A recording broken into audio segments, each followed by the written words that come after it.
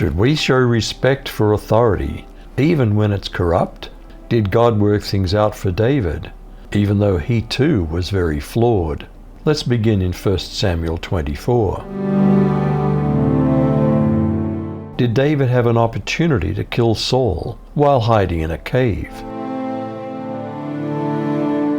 When Saul had returned from following the Philistines, he was told, "Behold, David's in the wilderness of En-gedi." Then Saul took 3,000 chosen men out of all Israel and went to seek David and his men on the rocks of the wild goats. He came to the sheep pens by the way, where there was a cave, and Saul went in to relieve himself. Now David and his men were staying in the innermost parts of the cave. David's men said to him, "Behold, the day of which Yahweh said to you, Behold, I'll deliver your enemy into your hand, and you shall do to him as it shall seem good to you."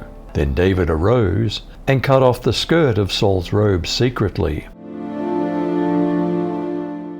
Did David regret showing Saul such disrespect by cutting off a corner of his robe?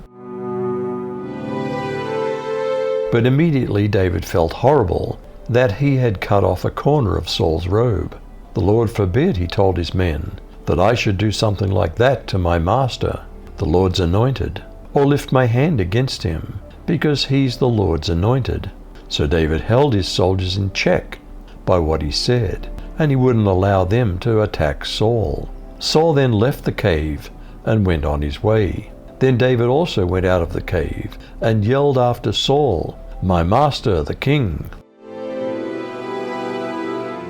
Did David explain in front of everyone how he didn't harm the king? Saul turned around to look. David bowed down very low and said, "Your Majesty, why do you listen to people who say that I'm trying to harm you? You can see for yourself that the Lord gave me the chance to catch you in the cave today. Some of my men wanted to kill you, but I wouldn't let them do it. I told them I will not harm the Lord's chosen king. Your Majesty, look at what I'm holding. You can see that it's a piece of your robe. If I could cut off a piece of your robe, I could have killed you, but I let you live. And that should prove I'm not trying to harm you or to rebel. I haven't done anything to you, and yet you keep trying to ambush and kill me." Did David plead his innocence before the king and all his men? "May the Lord judge between me and you. May the Lord avenge me against you, but my hand shall not be against you. As the proverb of the ancients says, out of the wicked comes wickedness, but my hand shall not be against you. After whom has the king of Israel come out? After whom do you pursue? After a dead dog? After a flea? May the Lord therefore be judge and give sentence between me and you, and see to it and plead my cause, and deliver me from your hand." Did Saul realize that David had acted righteously by not killing him? When David finished saying these things to him, Saul replied, "Is that your voice, David, my son?" Then Saul wept aloud and said to David, "You are more righteous than I, for you've done what's good to me, though I've done what's evil to you. You yourself have told me today what good you did for me. When the Lord handed me over to you, you didn't kill me. When a man finds his enemy, does he let him go unharmed? May the Lord repay you with good for what you've done for me today." Did Saul also acknowledge that David would be king after him? "Now I know for certain that you will be king, and that the kingdom will be established under your authority. Now swear to me by the Lord that you will never eliminate my descendants after me, and that you won't erase my name from my father's family."